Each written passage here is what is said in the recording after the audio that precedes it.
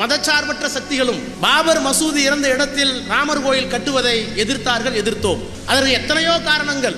நானே கூட வழக்கறிஞராக இருந்திருக்கிறேன். என்னுடைய வழக்கறிஞர் பணியில் அல்லது இன்றைக்கும் ஆற்றிக் கொண்டிருக்கின்ற நாடாளுமன்ற பணியில் உச்சநீதிமன்ற தீர்ப்புகளை, உயர்நீதிமன்ற தீர்ப்புகளை, பல தீர்ப்புகளை படித்திருக்கிறேன்.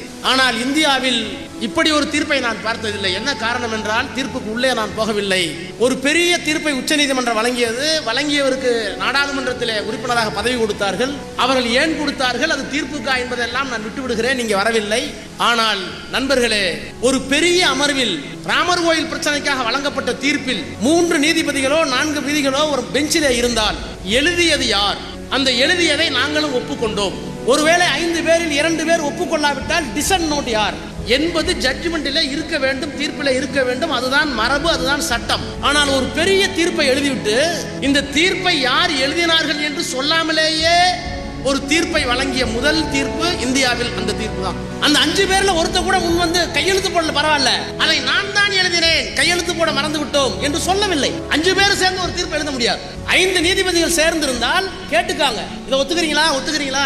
இல்லைங்க, நான் ஒத்துக்கிற தனியா தீர்ப்பு தர்றேன். நாங்க 3 பேர் ஒத்துக்கிறோம், சரி நீங்க எழுது தனியா, நீங்க எழுது தனியா. அப்படிதான் வரும். பல தீர்ப்புகள் அப்படிதான் வந்திருக்கு. Basic structure of the constitution cannot be amended.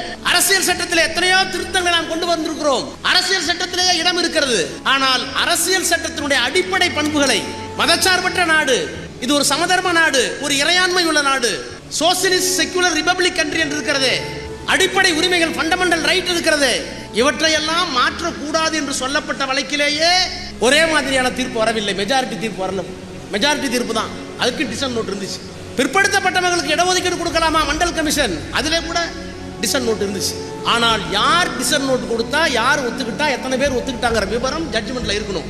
ஆனால் யாருமே ஒரு தீர்ப்புக்கு நான் பெற்ற பிள்ளை என்று சொல்லாமல் அனாதையாக அனைவரும் கையெழுத்திட்டு முதலாக இந்தியாவில் வந்த தீர்ப்பு பாபர் மசூதியை இடித்துவிட்டு ராமர் கோயிலை கட்டிய தீர்ப்பு. யாரும் கேட்கல. நான் இன்னொரு படி மேலே சொல்கிறேன். இன்றைக்கு இருக்கிற முதலமைச்சர் வரை இந்தியாவில் இருக்கின்ற எல்லா செக்யூலர் போர்சஸும், மதச்சார்பற்ற தலைவர்களும் உச்சநீதிமன்றத்தினுடைய தீர்ப்பை எப்படி பகைப்பது, என்ன சொல்லுவது என்று சொன்ன நேரத்தில் எது எப்படியாக இருந்தாலும் supreme court is final, we have to accept it. உச்சநீதிமன்றம் தான் கடைசி, அதை நாங்கள் ஒப்புக்கொள்ளத்தான் வேண்டும் என்று சொன்னார்கள். உச்சநீதிமன்றத்தின் நீதிபதி கிருஷ்ண ஐயர் சொல்லுவார், we are final, does not mean we are infallible. நாங்கள் கொடுக்கின்ற தீர்ப்பு இறுதியானது, ஆனால் எல்லா நேரங்களிலும் நியாயமாக இருக்கும், சரியாக இருக்கும் என்று சொல்ல முடியாது என்று ஒப்புக்கொண்டவர் பி ஆர் கிருஷ்ணய்யர்.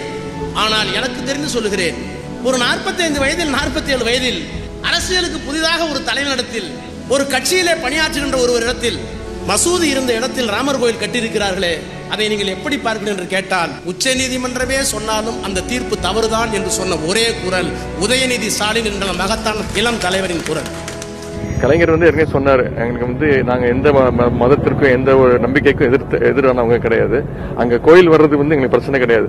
ஆனா அங்க இருக்கக்கூடிய அந்த மசூதியை இடிச்சிட்டு அங்க கோயில் கட்டினது தான் எங்களுக்கு அந்த உடன்பாடு கிடையாது.